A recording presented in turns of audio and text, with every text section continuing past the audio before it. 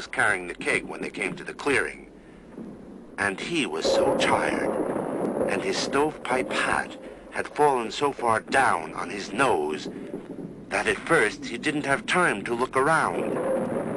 But when he set down the keg and looked up, he could scarcely believe what he saw. Why, just look at what's going on. That beautiful open field with dark green grass. Can you smell it, Wolf? It's been freshly cut. And it's all level, even though we're on a mountainside. Oh, and look! More little men dressed like sailors. They're all 4 feet tall. But how strange they are. That one has a head the size of a watermelon. And that one's is the size of an apple. And see the one under the tree. Why, he has nothing but a huge nose. And there was one who looked like a sea captain and acted like their leader. He was fat, with a white beard, and 6 inches taller than the others. And oddly enough, he wore a stovepipe hat, like Rip's. He also wore shiny black leather boots with roses on them. And strangest of all, every last one of them was playing a game of 9 pins, using huge wooden balls. When Rip looked up at first, one of the balls was rolling along the dark grass toward the pins. As it struck them, it knocked them all down, and the noise it made was exactly like thunder.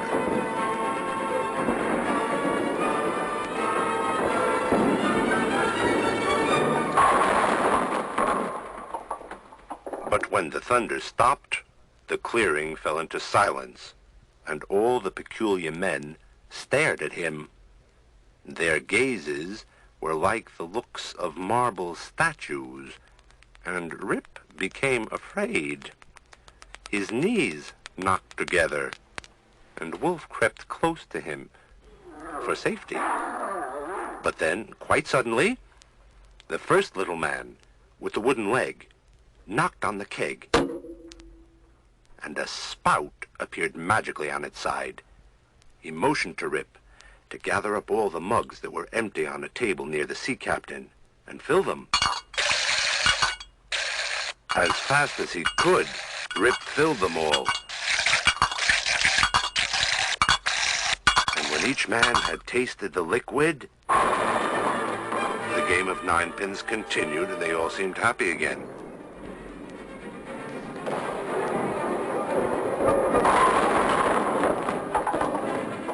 Here, one of the mugs hasn't been used yet. All the little men seem to be taken care of, though, and no one looks left out. I wonder if it's meant for me. I mean, why not? Might as well have a little refreshment after all this work.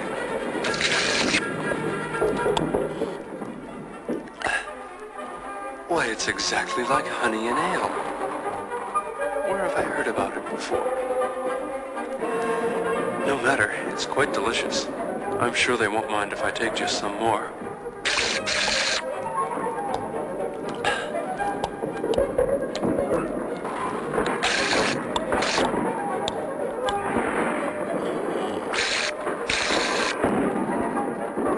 The game of 9 pins grew louder and louder, and none of the little men seemed to mind him now that he had filled their mugs.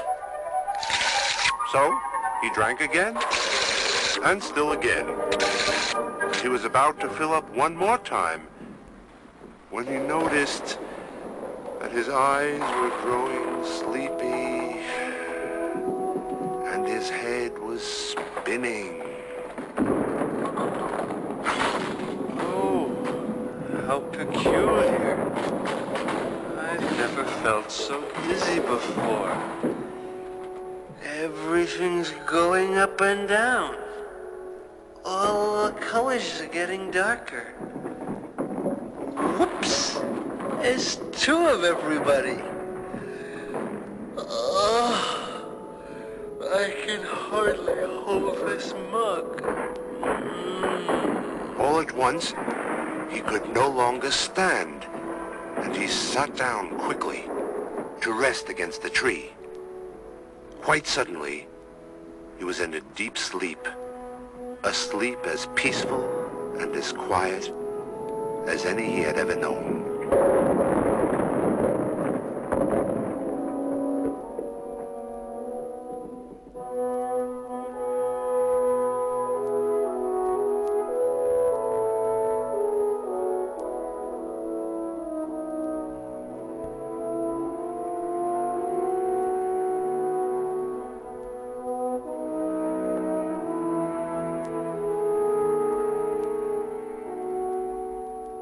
When he woke up, he found himself in the same place he'd been when he'd first seen the old man.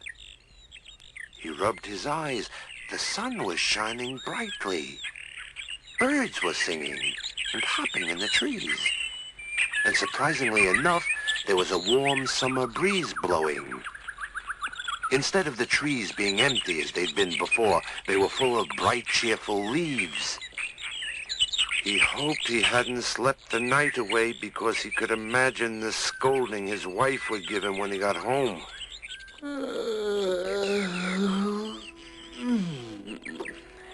Wolf? Wolf, where are you? Wolf Van Winkle? Yeah, boy. How peculiar. My voice sounds different. Wonder if I caught a bad cold sleeping out like that. Yeah, Wolf! Yeah, Wolf! Silly dog. Where could he have gone to? Wolf Van Winkle! Dear. Oh, dear. And whose gun is this next to me? It looks like mine, but it's old and rusted.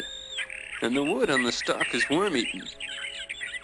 I'll bet those funny little men have gone off with my dog and gun and left me with this antique. Rip tried to get up, but he found his bones all full of creaks and aches. He could hardly move properly. And his coat was all tattered and falling to pieces.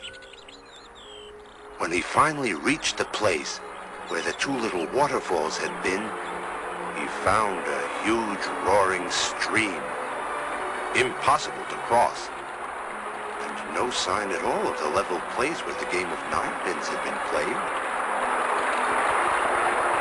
Well, I'll just go back to the village and tell my friends about these thieves and what they did.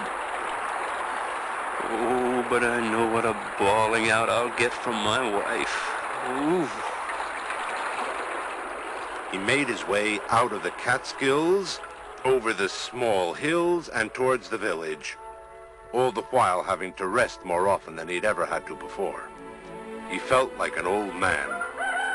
But when he reached the village, there was no one that he knew. Every face was strange, and all the people were dressed in a different, more modern style. He looked and looked, but he could recognize not a soul. Everyone looked back at him, of course. His clothes were so ruined, and his gun was so rusted. Rip finally grew annoyed that so many strange people in his village would rub their chins in curiosity as he went by, so he rubbed his own and found, instead of his usual smooth chin, a foot and a half of white beard. Feeling very peculiar about all these terrible changes, he hurried to the King George Tavern to find his closest friends. But even there, a change had taken place. The sign seems to be the same, but instead of wearing a red coat, the king is wearing one of blue and gold. And instead of a white wig, he has a three-cornered hat. And instead of a scepter, he carries a sword. And instead of King George, it says George Washington. Now, who could that be? Even worse, the tavern bench was not occupied by easygoing men smoking pipes. There were anxious conversations everywhere. Well, I say it's high time the Second Continental Congress did something about the veterans. Time, for Pete's sake. Battle of Saratoga's hardly over. Things are so muddled, the guy doesn't know whether to vote federal or Democrat. Oh, for crying out loud. Rip had never heard half these words before. Federal, Democrat, Congress. He left the tavern and walked through the village towards his own house. A crowd of yelling children and barking dogs behind him, making fun of his clothes and dirty beard. But when he got to his house, the roof was all caved in. The walls had collapsed, and there was certainly no one living there. An old dog that looked like Wolf poked his head from under some straw and snarled. Well, how do you like that? Even my own dog doesn't know me. Here, old man. Who are you, anyway? Coming into the village and making such a fuss with all the dogs and children. I'm not an old man. At least I don't think I am. And who are you? I'm the elected mayor of this burg, that's who. Elected? What does that mean? I'm only a simple subject of the king, God bless him. The king? A subject of the king? Why, you're a traitor to the country. Arrest him. Take him away. Traitor? Oh, dear. But where is Nicholas Vedder? Or Derek Van Brummel? Or Bram Dutcher? They'll tell you who I am. Vedder. Nicholas Vedder. Why, he's in Congress now. And so is Van Brummel, who served as a general at Stony Point. But Bram Dutcher was shot, poor fellow, at Valley Forge. And no one knows Rip Van Winkle? Rip Van Winkle? Why, of course. There he is, asleep under that tree. Rip looked, and sure enough, there was a young man, the image of himself, asleep under a tree across the road, wearing his own cast-off clothes. Except for the hat he wore, which was three-cornered, the young man could have been himself. Rip took off his stovepipe hat and looked at it sadly. The lid was broken off the crown. The buckle was as rusted as his old gun. The crowd began to whisper about him then that perhaps he was a traitor to the newly formed United States, and that it would be a good idea to get his gun away. The mayor was just about to give an order when a young woman with a crying baby in her arms said, "Shh, Rip. Hush now, Rip. We'll have you home to bed in a minute." Rip? Young lady, did you call that baby by the name of Rip? Yes. Why, there's something familiar about you, too.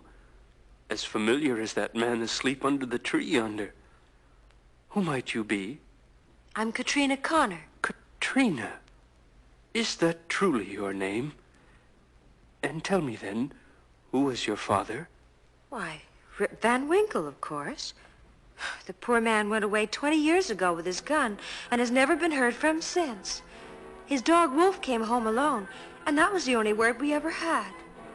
Rip's eyes filled with tears as he realized that this was his own daughter, fully grown before him, and that the child she held was his own grandson.